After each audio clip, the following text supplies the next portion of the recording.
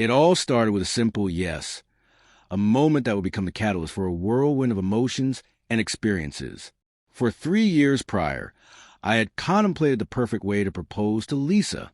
Our initial meeting took place at a birthday party for my friend Jake, where I first laid eyes on her. She was a petite blonde, elegantly dressed in a charming summer dress that seemed to capture the light around her. From that very moment, I was completely enchanted. That evening, amidst laughter and celebration, things took an unexpected turn. We all enjoyed ourselves a little too much, and when morning came, I found myself waking up in the same bed as Lisa. This was a new and surprising experience for me. As we opened our eyes, she looked at me and said, "Just so you know, this has never happened to me before." I instinctively wrapped my arm around her, offering reassurance with a simple, "Don't worry about it." Little did I know that statement would serve as an ominous warning that I would overlook. From that day on, our lives became intertwined. We began to spend every evening together, alternating between our homes. A year later, I graduated from college and secured a position with an oil company, quickly climbing the ranks in my career.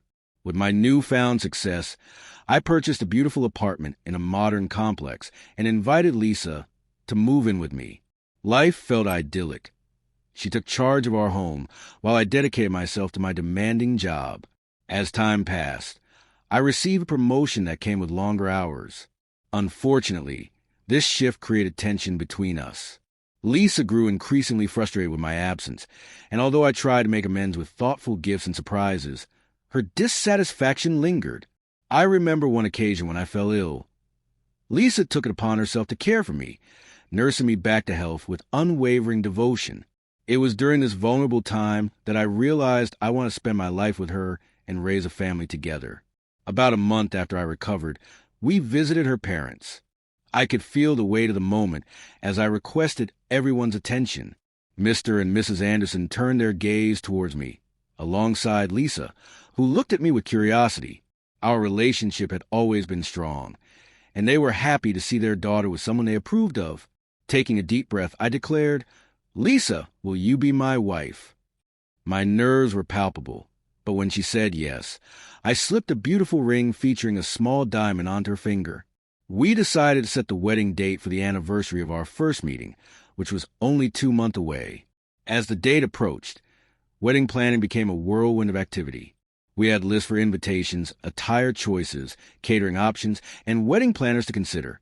I had always envisioned a small, intimate gathering, but Lisa and her parents insisted on a grand celebration, insisting it was a once-in-a-lifetime event. About a month before the wedding, I began to notice a change in Lisa. She became increasingly distant and secretive, often busy with fittings and appointments. I attribute her behavior to typical pre-wedding jitters, brushing off my concerns as minor. One afternoon, while at work, I decided to call her. "Hey, babe, where you?" I asked. Her response was abrupt. "Where else would I be?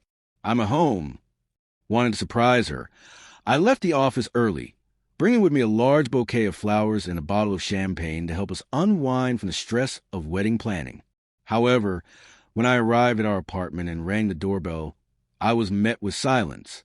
Using my keys, I entered the apartment, only to find that she hadn't been home all day. I called out, "Lisa, are you here?" but only received her voice on the line, sounding irritated. "Nick, you already asked me that. Why are you checking up on me?" Bewildered, I hung up, questioning why she would lie about her whereabouts.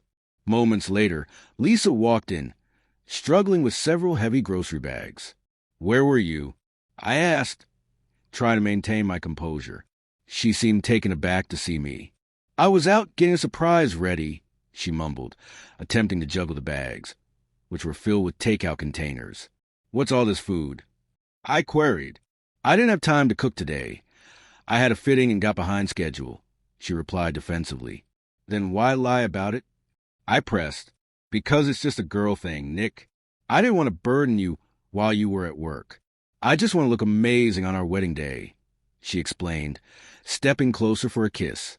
We eventually reconciled in the bedroom, an unusual but frequent resolution to our disagreements. That evening, As we enjoyed the takeout and champagne, my mind was still clouded with questions that lingered. Finally, the much-anticipated wedding day arrived. When I arrived at the venue where she was preparing for the ceremony, my breath was taken away by her beauty. Dressed in a stunning white gown adorned with delicate crystals and floral accents, she looked radiant. My heart swelled as I thought to myself, that's my wife.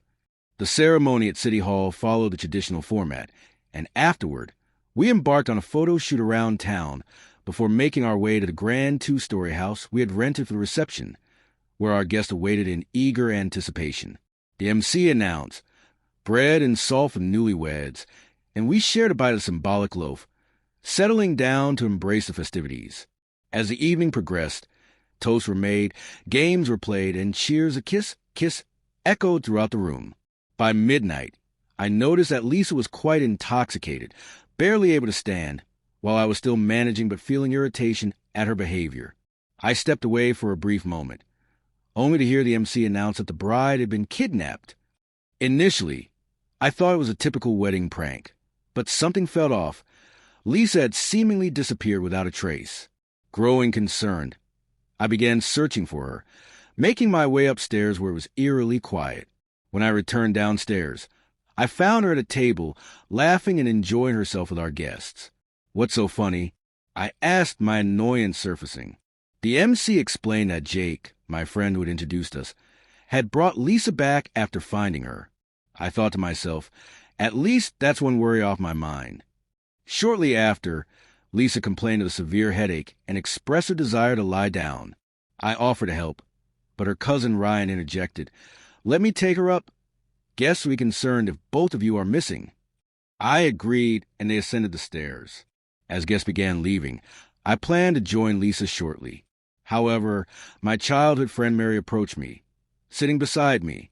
"I can't believe you actually went through with this wedding," she whispered, a hint of regret in her tone. "Why wouldn't I?" I replied, confused.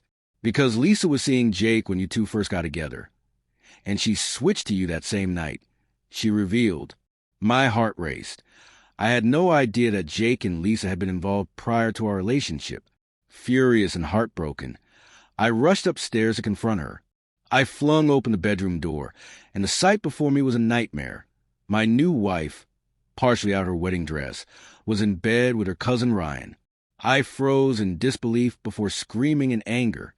The commotion attracted guests upstairs, and I struggled to process the betrayal unfolding before me.